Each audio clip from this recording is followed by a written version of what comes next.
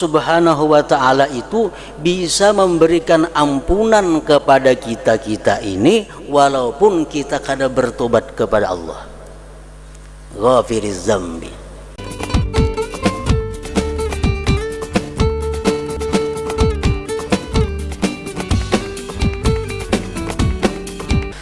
Bismillahirrahmanirrahim. Hamim. Tanzilul kitabi minallahil azizil alim. Ghafiriz zambi wa qabilit tawbi syadidil iqab. Dzit tawli la ilaha illahu ilaihil masir. Ayat yang pertama surat Ghafir ini Hamim.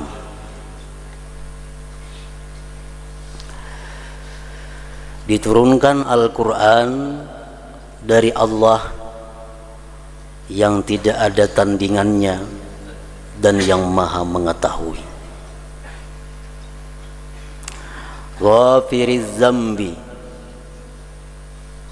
yang mengampuni dosa, wa qabilit taubi, yang menerima tobat, syadidil iqab, yang bersangatan azabnya, yang punya keluasan dan kekayaan, tidak ada Tuhan selain Dia, kepadanya lah kembali. Para muhibbin rahimakumullah, ayat yang pertama Hamim, ha dan mim hurufnya, Hamim. Sebagian ulama tafsir berpendapat Hamim itu artinya adalah hummal amru, telah ditetapkan segala perkara, telah diputuskan segala perkara, baik yang akan terjadi ataupun yang terjadi sekarang, yang terjadi dahulunya, semuanya tidak lepas daripada yang ditetapkan Allah pada masa dahulu kala. Hummal amru.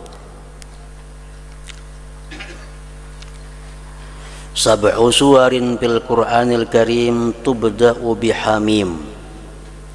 Ada 7 surah di dalam Al-Quran yang mulia yang dimulai dengan Hamim ini. 7 surah yang permulaannya Hamim. Yang pertama surah Ghafir yang kita baca ini, dan akhirnya surah Al-Ahqaf. Rasulullah sallallahu alaihi wasallam bersabda, Al-hawamim sab'un wa abwabu jahannam sab'un taji'u kullun minha taqifu ala babi hadhil abwab taqulu Allahumma la tudkhil min hadzal bab man kana yu'minu bi wa yaqra'uni. Akhrajahul Baihaqi. Rasulullah bersabda bahwa Hamim itu ada 7, termasuk surat Ad-Dukhan. Hamim, kan? Hamim dalam Al-Quran ada 7 kali, dan pintu-pintu neraka Jahannam sebanyak 7 buah. Pintu neraka Jahannam ada 7 pintu. Datanglah tiap-tiap satu daripada Hamim tadi berhenti di atas pintu dari pintu-pintu neraka itu. Satu Hamim jadi satu pintu penjaga neraka. Satu Hamim, satu pintu menjaga. Hamim tadi berkata, ya Allah, jangan kamu masukkan dari ini pintu orang yang adalah dia beriman denganku dan membacaku di dalam dunia. Jadi artinya surat-surat Al-Quran yang dimulai dengan Hamim itu bermanfaat, berfaedah untuk mengandang kita jangan sampai masuk ke dalam api neraka. Karena tiap-tiap Hamim itu nanti akan berjaga di pintu neraka Jahannam itu.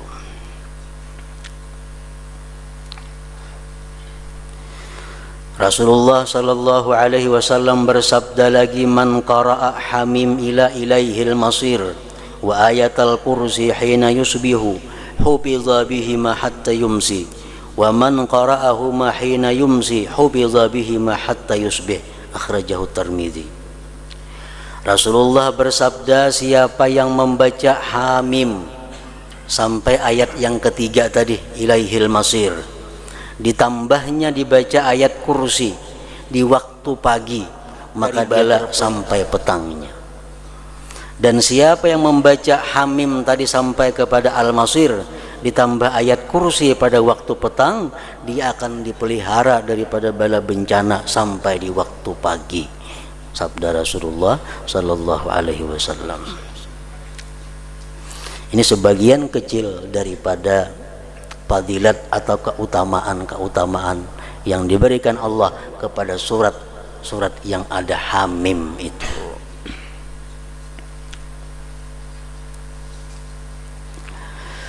Ghafiriz Zambi.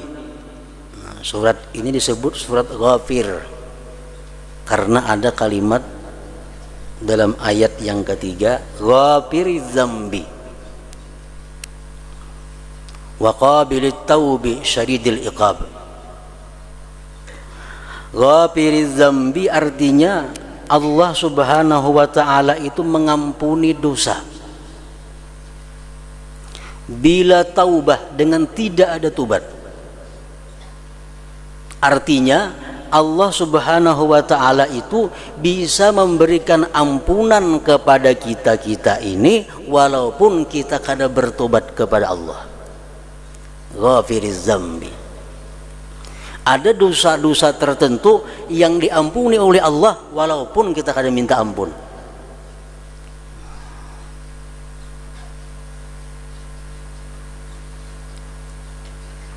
Ghafiriz Zambi, yang mengampuni dosa, ay bila taubatin, dengan tidak pakai tobat.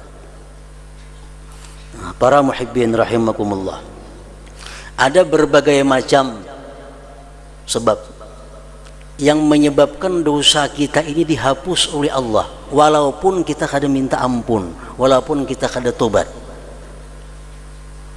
Tapi menurut para ulama mengatakan yang dimaksud dengan dosa-dosa itu adalah dosa-dosa yang sifatnya saghair atau dosa-dosa kecil,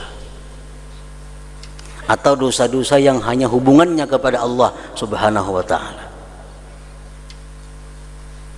Rasulullah SAW bersabda, man qala subhanallah wa bihamdih fil yaumi mi'ata marrah huttat khatayahu wa in kanat mithla zabadil bahar. Siapa-siapa yang berkata, ujar Rasulullah, subhanallah wa bihamdih dalam sehari 100 kali, digugurkan dosa-dosanya sekalipun dosa-dosanya itu sebanyak buih yang ada di lautan di dalam dunia ini. Nah, kita ada minta ampun kepada Allah, kita kada tobat, cuma kita mengatakan subhanallah wa bihamdih, subhanallah wa bihamdih, subhanallah wa bihamdih 100 kali sehari. Berkat perkataan itu Allah ampuni dosa kita walaupun dosa kita sebanyak buih yang ada di lautan. Nah, ini Ghafiriz Zambi, Allah yang maha pengampun dosa. Jadi Allah mengampuni dosa kita berkat kita bertasbih kepada Allah Subhanahu wa ta'ala, mensucikan Allah Subhanahu wa ta'ala. Ada lagi Allah Subhanahu wa ta'ala memberikan kepada manusia ampunan tanpa kita bacaan, tanpa kita bertobat, tanpa kita memuji Allah, tanpa kita bersalawat, diampuni oleh Allah dosa kita semata-mata karena kita berada di tempat-tempat atau di waktu-waktu yang mulia. Contohnya Rasulullah SAW bersabda, yattali'ullah ila jami'i khalqih lailatan nisfi min sya'ban fayaghfiru li jami'i khalqihi illa li musyrikin aw musyahin, rawahu Ibnu Hibban fi sahihihi. Allah menilik kepada seluruh makhluknya pada malam nisfu Sya'ban. Malam nisfu Sya'ban Allah memantau, memperhatikan seluruh hamba-hambanya, maka dia ampuni seluruh makhluknya itu walaupun guring, walaupun sedang bekerja, walaupun sedang santai, kalau ada bacaan apa-apa, kalau ada berzikir apa-apa, tapi karena dia ada pada malam nisfu Sya'ban itu, Allah ampuni dosanya. Kecuali bagi orang yang menyekutukan Allah dan orang yang saling berbantah-bantahan, itu nang kada diampuni oleh Allah. Ini termasuk dalam kandungan ghafiriz zambi, Allah yang maha pengampun dosa. Jadi beruntung orang-orang yang sempat menemui malam nisfu Sya'ban itu.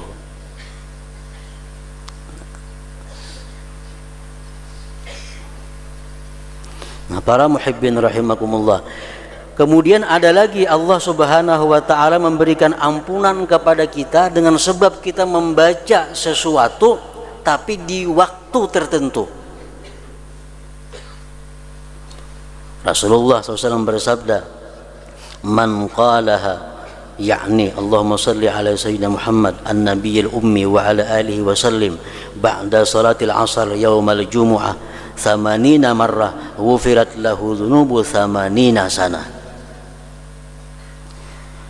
Siapa yang mengata, ujar Rasulullah, Allahumma salli ala sayyidina Muhammad an-nabiyil ummi wa ala alihi wa sallim, sesudah sembahyang asar tapinya hari Jumat, diampuni Allah dosanya selama 80 tahun.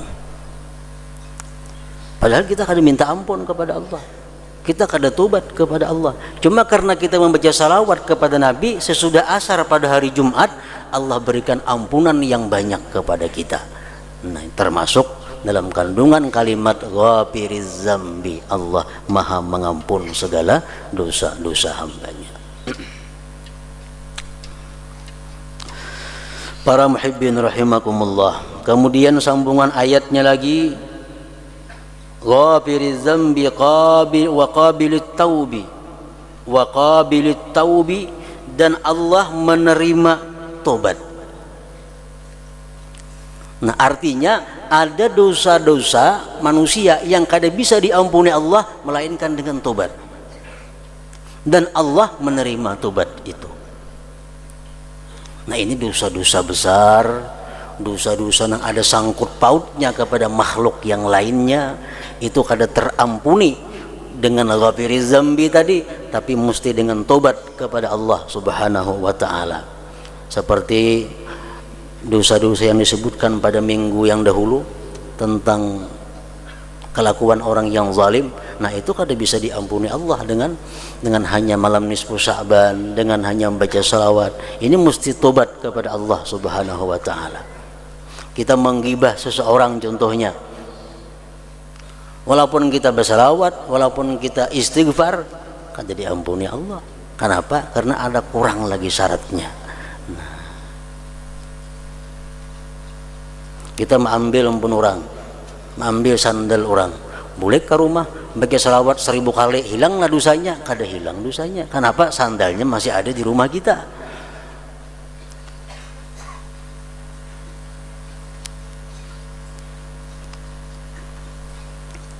Qabilit taubi, yang menerima tobat.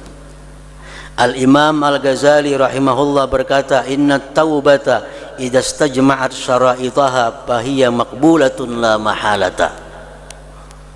Ujar Imam Ghazali bahwasanya tobat itu bila mana mencukupi segala syarat-syaratnya, maka dia diterima la mahalata, pasti. Kalau kita tobat kepada Allah, cukup syarat-syarat tobat, Allah pasti menerima tobat. Wa qabilit taubi, Allah maha menerima tobat, asalkan syarat tobat ini sempurna. Bila kurang syaratnya, Allah kada akan menerima tobatnya. Nah, para muhibbin rahimakumullah, sebagaimana kita tahu bahwa syarat tobat itu adalah pertama an-nadam, menyesal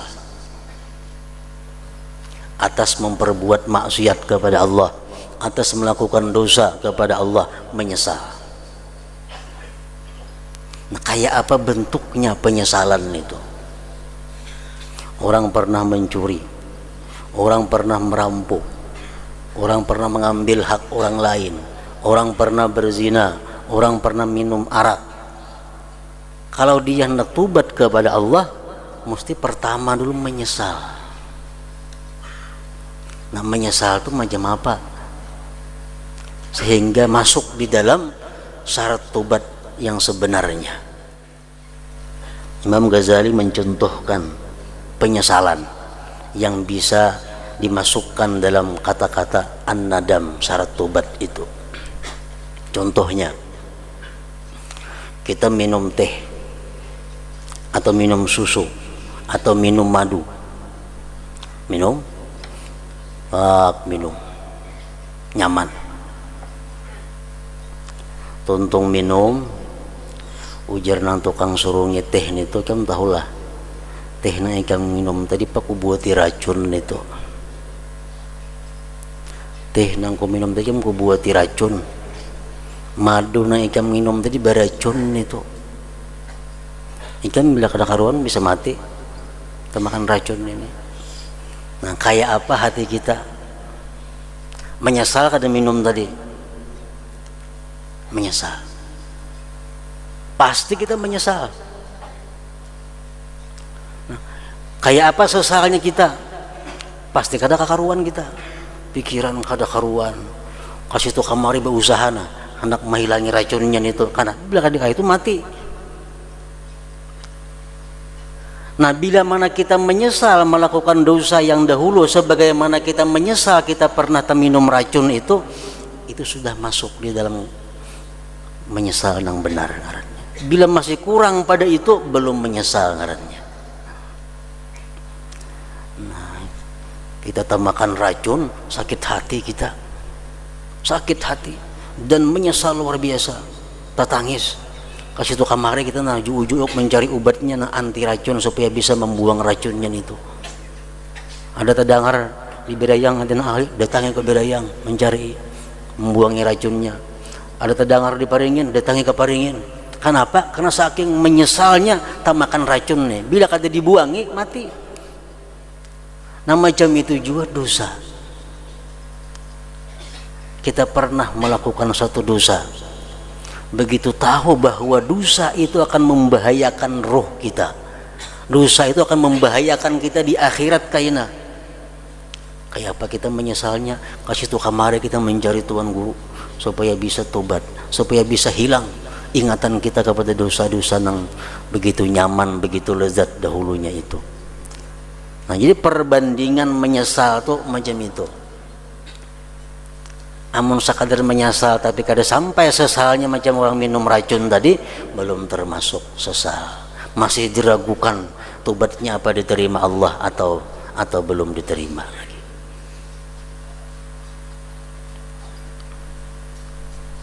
Orang menyesal tuh pasti yang kedua al-iqla, berhenti. Pasti berhenti. Lo minum racun, minum teh, tinggal lagi 3 jari. Jangan jerurang tuh beracun itu tuh. Malah menghabiskan kita nang 3 jari ini tuh. Kada pintar menghabiskan karena bunuh diri ini tuh. Pasti kita beampe bisa membuang ke cangkirnya itu. Nah, orang tobat tuh macam itu juga. Macam itu juga. Nah, di rumah ini macam-macam ada harta, ini sepeda cuntanan, buang sepeda cuntanannya. Ini ada sandal cuntanan, bulikan sandal cuntanannya. Bila itu kada berhenti ngarannya.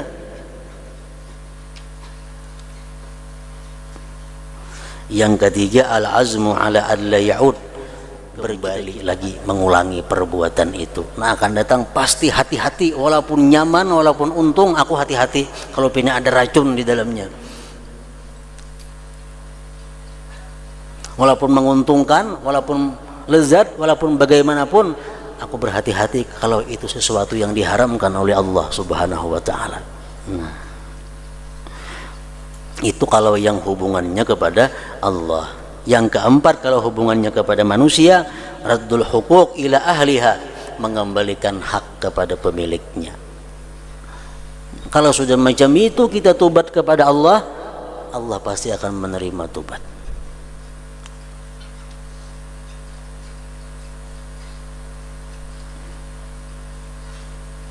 Nah, bila kita kadang melaksanakan syarat-syarat tobat itu, Allah kada akan tentu kada akan pasti menerima tobat yang kita lakukan itu. Jadi kita mesti menyesal, mesti berhenti, mesti kadang ulang lagi bercita-cita dan mengembalikan milik orang lain kepada pemiliknya.